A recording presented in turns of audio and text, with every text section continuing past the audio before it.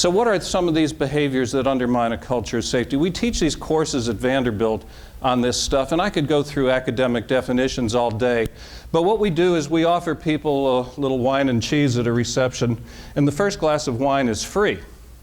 The second, they have to earn by drawing a stick figure drawing of something that threatens a culture of safety. And this is a drawing by one of the nursing leaders who, more than 30 years ago, recalled an event as being a relatively new nurse on a OB unit being reamed out by Dr. OB because she simply reported the results of a patient whose condition was worsening. And Dr. OB didn't want to hear it. I've learned through these drawings that the universal symbol for spit is an arrow. And you'll notice that only about half is getting past our nurse. Now, this is one of those aggressive sorts of behaviors that's easy to recognize. But you know, there are all kinds of definitions about these behaviors, a professional conduct code, an honor code, credo, whatever you want to call it. But these are things that just get in the way of people doing good work. And so if it's about safety, then there are also passive and passive-aggressive behaviors, aren't there?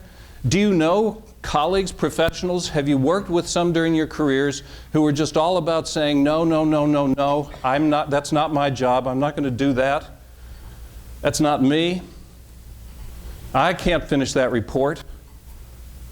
I'm not going to do fill in the blank. No, thank you for these gloves. Timeout? Timeouts are stupid. I know my patients. No. Pick your universal protocol. Whatever it is that we're trying to do to increase safety, if there are people saying no, that sort of passive-aggressive behavior is just as big a variation and a threat to safety, I think, don't you? As somebody who is screaming and yelling, cussing and spitting and throwing things down the hall. This was drawn by a colleague from a Northeastern institution who had put save the date notes on everybody's calendar, had a critical meeting in this division, had a room that was set up for a whole bunch of people. 3 showed up. Does that ever happen? Does that sort of passive behavior wear you out? Well, the common things that probably, you can fill in your blanks here, but the things I hear about all the time are failures to do this practice of hand hygiene, completing documentation, completing handovers in a thorough way, observing timeouts, answering pages.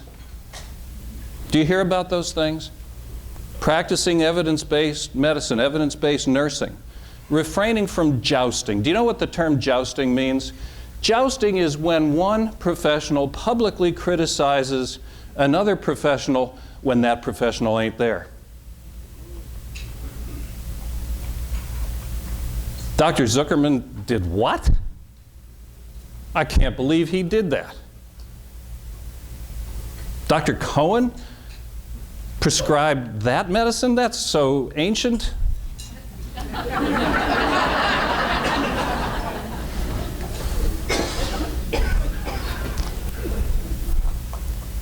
Dr. McGee would never do that.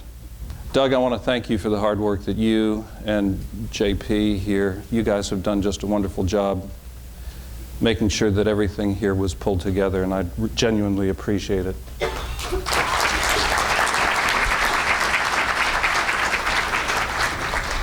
So help me out now. This is not a rhetorical question. Why might some of your colleagues, I'm not going to ask how you voted, I don't care. Deep in my heart I do. But I just want to know, why are we so hesitant to act? Why don't our colleagues speak up? Why don't our nursing leaders, our line leaders, our service area leaders, our physician leaders have these conversations? What are the barriers? Help me out. Scream out. Fear, don't want to get involved. What else? Fear of repercussion, fear of retaliation. Not sure how to start the conversation, so skills maybe. And what was that? Lazy. Now, I'm going to take a different spin on that. I'm going to just say that we have competing priorities. And my colleague, Jerry Hickson, the pediatrician who did lots of the research, does it too, on why patients sue their doctors and which doctors get sued, that got us together, because I was doing the research on doctor-patient communications, and our risk manager said, you two guys are doing great with the research, but you know what? Can you do something practical? We're still getting sued at Vanderbilt because we're having poor outcomes on top of poor relationships, usually because of communication and respectfulness related failures.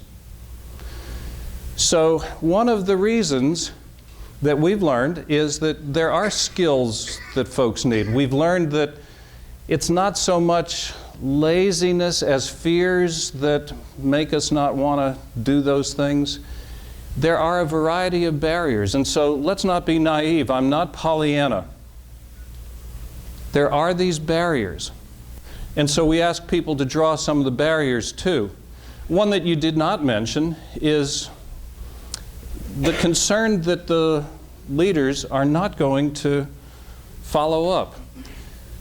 The peer review system in the United States, I'm sure, is healthy at EHN, but I will tell you that throughout most of the nation, it's badly broken. So a physician review committee will get together and they say things like, oh, I think the nurses contributed to Jim's frustration. Just talk to him. I'm sure he didn't mean it. We can't do anything. We'll get sued. The nurses are against him. My psychiatrist colleague loves this picture. He looks at it and says, oh man, look at that peer review committee. They have, gosh, no mouths to speak with. They've got no hands with which to do anything, and they ain't got no legs to stand on. I love that picture. Another one of the big challenges is that we, like you, are in increasingly competitive environments where folks have choices. Choices and choices. And so a CEO drew this one out of concern that Dr. X, who's driving that, it's marked a BMW, is flying down the road to another hospital. Are those fears legitimate? Sure. And so it is not just about patient satisfaction, but staff and team and physician satisfaction and respect for the goals, respect for the values of the organization. Here's another barrier that was drawn. Does anybody know what this one is about? Help me understand this one.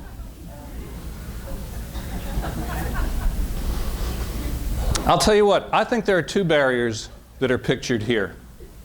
Number one is the individual with the crown who has set self up as king or queen of the world. The other barrier is the individual bowing down. Do you agree? Think about that. It's a barrier, isn't it? If somebody is committed to doing workarounds, creating greater variation. My colleagues in the diabetes world tell me that diabetes isn't so much a disease as it is a religion, and there are lots of denominations for treatment. Have you heard that? Fill in the blank for whatever area you're in. If there's variation, even in the utensils, if there's variation in the implants that our orthopedic colleagues and neurosurgical colleagues use, does that increase the variation and challenges for the teams that are supporting? Sure it does. And so I want to ask you to think about the extent to which you may be one of those sitting on a throne. Rounding will help you recognize, or it may reinforce. Are you one of those, if not bowing down, are permitting those who work for you to bow down and do workarounds? What do you do? Is this real? Of course it is. And you can see right under the clouds, the individual who drew that signed it, so when I put it on eBay, he would get a cut. Like I said, I am not Pollyanna, not naive. In the balance beam of life, there surely are things that we consider that make us do nothing. One of them is that competing priorities. Dr. Hickson never misbehaves when I have 5 minutes when I'm just looking for something to do. It takes time. You have to decide whether it's worth it. You were right when you said, I don't know how to have these conversations. I don't know how to start them, and I sure don't know how to finish them so I can get the heck out of Dodge. We'll talk about that in a moment. Leaders blink. You are leaders. It's really important for you to take a deep breath and say, are you willing to hold one another accountable in a caring, professional way? I'm not talking about even a punitive way. I'm talking about accountability as something that we do as naturally as breathing, but with some effort, with some skills, and we'll get there. But there is that feeling among many that, oh gosh, I've reported Jim Pichert 3 or 4 times. Leadership hadn't done anything. He's not going to change. Why bother? Anybody feel that way, that you've made reports? And you don't have to raise your hands, but I see a lot of heads nodding. Why bother? Pichert can't change. Well, I'm going to challenge that with some data later on, but I will tell you the good news is that the vast majority of folks just do not understand or appreciate entirely how they're being perceived. And so as a consequence, if they don't know, how can they be expected to change? And then there is this fear of antagonizing an important person and maybe suffering some personal repercussions. Do such things happen? Sure. Are we going to let it continue? Permit it? I hope you'll say no to that. I hope you'll begin to reflect. But what would we put in the boxes on the other side in favor of doing something? What would you put over there? Now, I'll go through a couple things quickly, but what would you put as the reasons for doing something in the face of Dr. Pichert dropping gloves in the trash, or fill in the blank with whatever it is that came to mind when I began talking about that? First, we have to say, why might a professional behave in ways that undermine a culture of safety?